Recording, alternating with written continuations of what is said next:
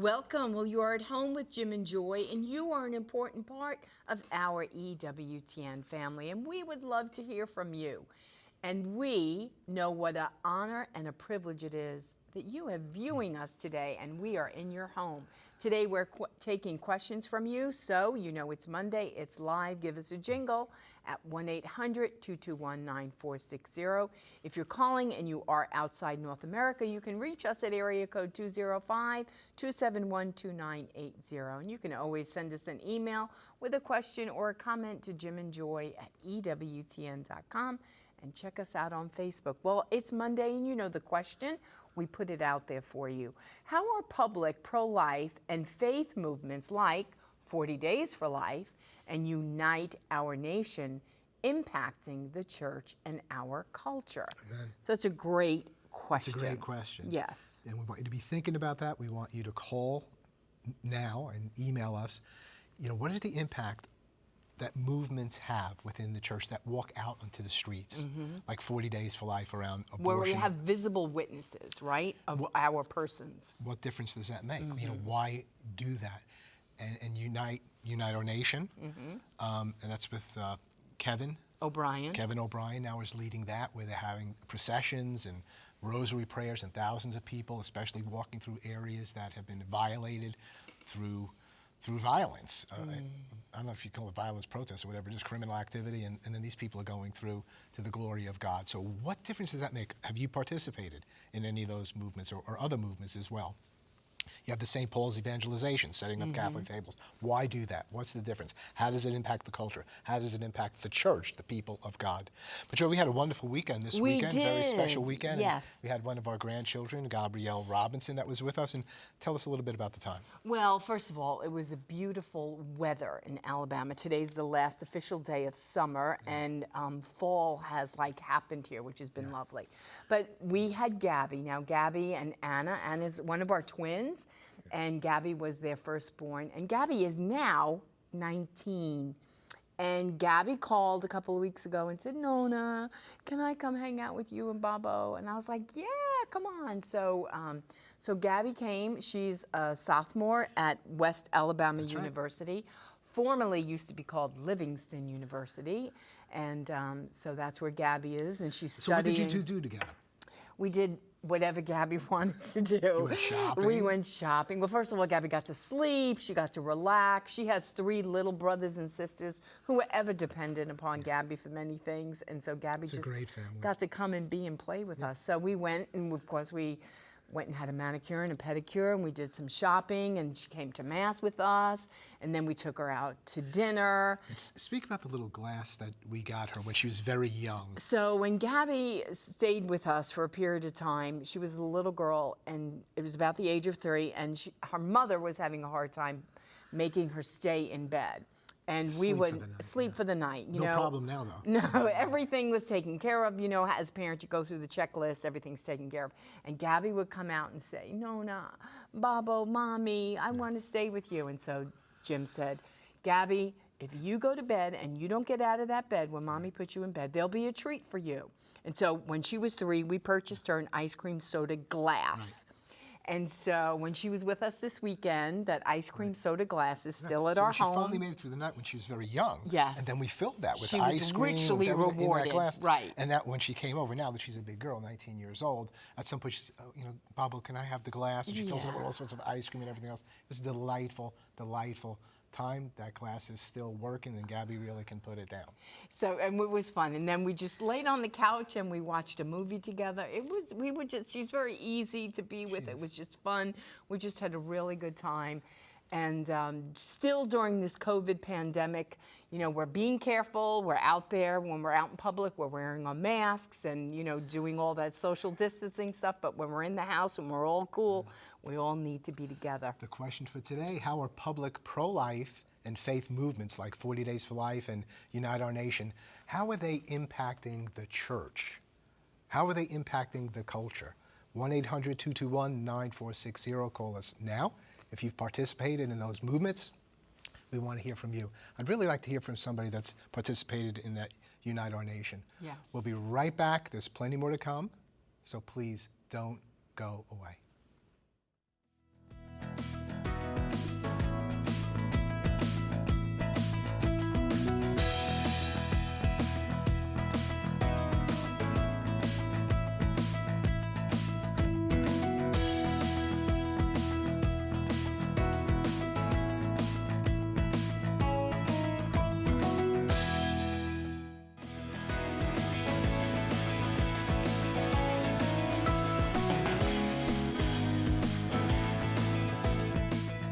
welcome back. Well, remember that today we're taking your questions during today's show. So if you're watching, you know it's a live broadcast. It's Monday. Give us a jingle at 1-800-221-9460.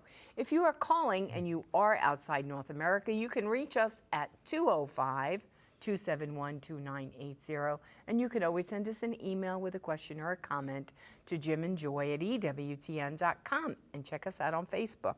Well, today we have on the phone Dr. Haywood Robertson, who is the Director of Medical Affairs and Education of 40 Days for Life.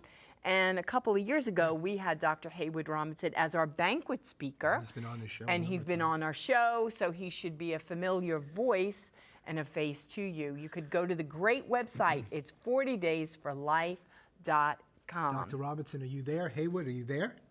I just happen to be there. Right. It's a blessing to be back on the show. I remember a couple of years ago, I was blessed to be there in Birmingham with you. Yes. And I remember coming back a few months later to the Pregnancy Help Center there that I remember was started and pretty much funded by a radiologist who was just a wonderful person to visit with. So and I think you were back down after that, as we did 40 Days for Life last year. I think you came down and visited Birmingham again. And so just share with us, Doctor, I think this is the 25th campaign over a 12-year period, I think. And amazing things are happening. Speak to us a little bit about this particular campaign and what's going on and your insights about it, what we have to look forward to. Okay. Well, it's about 25 or so. When we started 40 Days for Life in 2007, we were having only one campaign per year. A few years later, we switched to twice a year. And right now we're gearing up for, of course, this will be our fall campaign. And it's just amazing what has happened. What started right here in College Station, Texas, at the now closed Planned Parenthood facility, of which much of your audience knows about Abby Johnson and the director there, who has become quite a pro-life warrior. She was in the 26th facility that was closed where 40 Days for Life has prayed and fasted. What we have now are 588 campaigns starting on September the 23rd. Now, the previous number we've had was 505. What we learned from this is that in God's kingdom, we thought, we'd be slowed down and there'd be fewer campaigns. But what happened, the believers rested up and prayed up, and we went from about 505 to 588. We are excited and pumped. And it's just awesome. We're now in about 1,000 cities, 63 countries, 17,000 babies at least have been saved that we know of. Many babies have been saved over these last 13 years or so. And about 206 abortion workers have quit. And 107 abortion centers have been closed. So we're thankful. We're just believing that God is going to grant the continued increase of this ministry, which is based on a simple model of standing, peacefully praying, and fasting. Amen. Right. And this year, I think last year, or the last campaign, there was a decision made not to be out there physically due to COVID and so on. But now you're feeling like you can go out around these communities, around these centers and pray, so you will be there personally then, right? People will go out and be right there. Exactly. We are practicing, social distancing, and all the appropriate things. It was a little disappointing to have to discontinue our campaign in March, but it was the right thing to do. Right. And it gave us a rest. It also got us used to using technology, the Zoom meetings, which a lot of people are doing. What it's allowed us to start doing is meeting with campaigns all around the planet, Africa, UK, lots of places where we didn't have an opportunity to visit except for in person. So that's a wonderful thing that's happened. Yes. Well, Dr. Robinson, thanks so much for being with us. I understand that 40 Days has about 1 million people who have participated now, and with you, I'm calling everyone to go to 40daysforlife.com. There's a place for you in terms of prayer, fasting, constant vigil, and community outreach. In the midst of all that's going on with elections, we don't know what the outcome of that will be, but the key is with 40 Days for Life, you can save a life today, whatever happens politically. So this is not a political movement. This is a movement of mercy, a movement of justice, a movement of evangelization. So thanks, Dr. Haywood, for all that you do. God bless you and this great movement. Thanks for being with us today. My pleasure. Thanks for having me on. Thank you, Doctor. Thank you.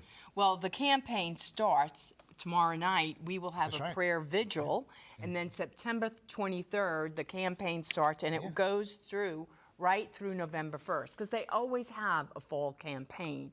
And so we're going to be participating in it, as we always do every year. And here in Birmingham, we're going to do it at the brand new Planned Parenthood that's been built right there on First Avenue. And Joy, it goes September 23rd through November 1st, which is All Saints Day, I guess. Right. November 1st, I believe, is All Saints Day. If it's not, it is now. So I think it's wonderful. But this is happening all over the country, different cities, different world. parts of the world, as he said. And if you've never been involved, we're asking you today, please get involved. Whether you pray in your home or in the church, or you go out with people right on site, it's led so beautifully. It's led in cooperation with the police, who are there to defend and protect us. And you're right at, so to speak, the cross. You're right there where these babies' lives are going to be taken and where women are going to be exploited. And this is a wonderful thing to participate in if you've been involved with abortion. Maybe you gave bad counsel, maybe you had an abortion, maybe you paid for an abortion. It's a beautiful act of reparation, to repair and say, I thought this was what I should, I did something else. Of course, you need healing in this area. There's plenty of healing too. And maybe you've gotten that healing. But to go out and do the reverse of what we did previously and to be there is just a tremendous thing. Right, and if during this time where we are living in this pandemic and in this time politically where we are, you're feeling helpless and hopeless, like, what can I do? This is something you can do. You can go out in front of a Planned Parenthood and pray, fast, pray, have a presence. Well, Jim, we have Ernie Sear on the phone. Ernie, we want to welcome you to At Home with Jim and Joy, and Ernie is a campaign leader down in Pensacola. So Ernie, we wanted you to share with us, because you do great work down there. We also know Pensacola got hit so hard by this last hurricane, Sally. Yes. I believe it is. So just tell us about what's going on in Pensacola regarding 40 days and also recuperation from the hurricane. Yes, thank you so much for Jim and Joy for having me on. And yes, please keep the folks here in Pensacola in your prayers. We were hit quite hard in our area, Orange Beach, Pensacola. But we are ready to go with our program. We're really looking forward to kicking off tomorrow night in Pensacola at 7 p.m. in front of the local abortion facility, our 25th 40 Days for Life campaign. So we've been with 40 Days for Life since 2007 here in Pensacola. My wife, Mary Beth, my family and I have been participating and leading here locally the prior 24 campaign. So we're very, very much looking forward to our 25th campaign starting in just a few days.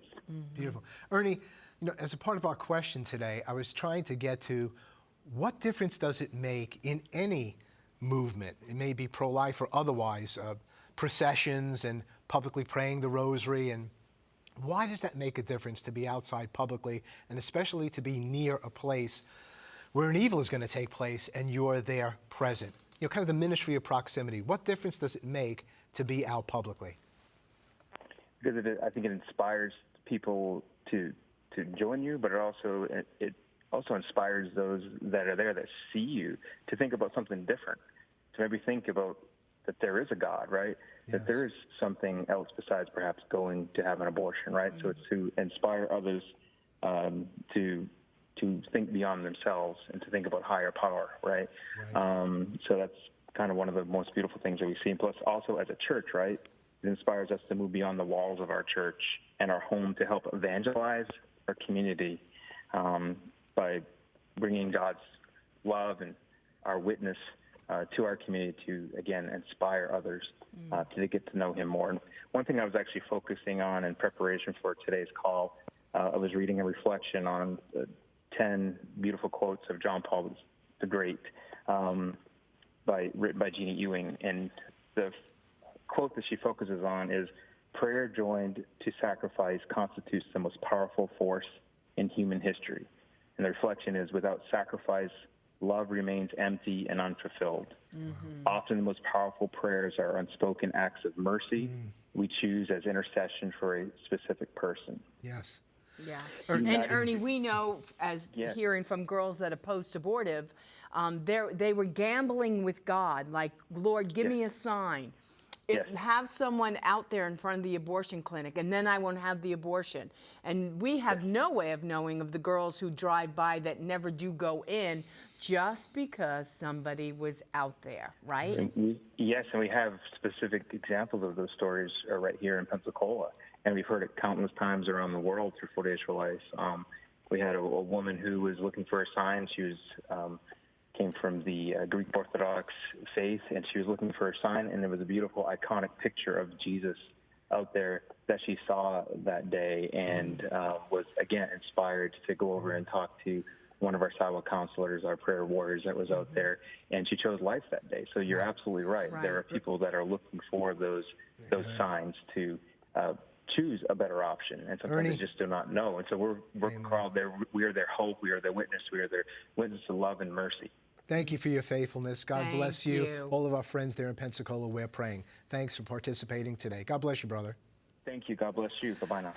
I think that's very important what he was sharing, one of those quotes from John Paul, where he's saying prayer and sacrifice, sacrifice and prayer, and how powerful that becomes. In and of themselves, they're powerful, prayer and sacrifice, but you join them together, and who knows what can take place. Miracles. You knew the answer to that. No, miracles happen. I've seen it, right? Yeah. We know that to be true. Miracles happen. And people of God, now is the time. It's like, Lord, what can I do? Do something. Show up. Find out where it is. Contact 40 Days for Life. Wherever you are in the world right now, 40 Days for Life is having their fall campaign, and you want to be a part of it. Go to 40daysforlife.com, 40daysforlife.com, and it'll have local areas there listed for you. So you just go to those. I'll have it state by state, city by city, and you can get involved 40 days starting tomorrow. So let's make that a special time of prayer, various forms of fasting, whether it's from food or from TV or whatever it might be, sacrifices and prayer. If you can come out and join with your local movement, do that. If you've never stood in front of an abortion mill in your own community, it's profound. You can't believe it. You say, well, this can't really be here. Well, it's been there for years. You just didn't know about it. And now you'll be gripped forever. And if you see a girl going in and then coming out, you'll never forget that for the rest of your life. And they'll be offering them resources, every help going in, and then when they're coming out. So 40daysforlife.com. Let's all do it together. We'll be right back. There's plenty more to come. Please don't go away.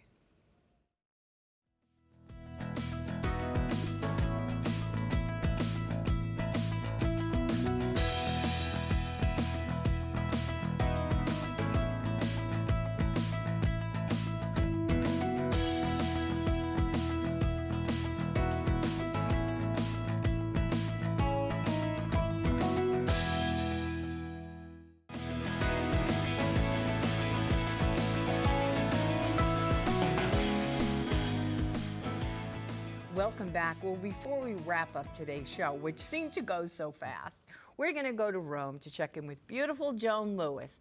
Now, Joan, are you back from Sorrento? Well, hi, Jim, and hi, Joy. It's always fun to be with you, but I think I have a special story that you're going to like, Jim. This is a little bit not my normal format, but I have to tell you, as most of you know, I was in Sorrento, which is just south of Naples, and there was a big event in Naples over the weekend that means a lot to all the Neapolitans and even to a lot of Italians. And to be honest, I almost changed my travel plans to be in Naples for this event, but that did not happen. Now, the event being the Miracle of San Gennaro, and that is to say, he's the patron saint, Saint Januarius. He's the patron saint of Naples, and his blood, which is normally solid throughout the year, liquefies 3 times a year. On his feast day, which is the 19th of September, also on December 16th, and also on Saturday before the first Sunday in May. And this is to commemorate the reunification of his relics. Now, Unusually, he was ordained a priest at a very, very young age, and he became the bishop of Naples, Gennaro did, when he was only 20. But after a couple of years, he was martyred, he was beheaded, he was trying to save the lives of fellow Christians who were being persecuted under the Emperor Diocletian. Now, for quite some time, his head always remained in Naples, his body was traveling in different places, taken to different places, but they were reunited in 1497, and a very beautiful crypt was built under the Cathedral of Naples to house those remains. Now, and it's here at the cathedral, mostly outside in the square, that people gather 3 times a year to see the blood liquefy. Again, the blood is it's in 2 vials, and those vials are inside of a reliquary.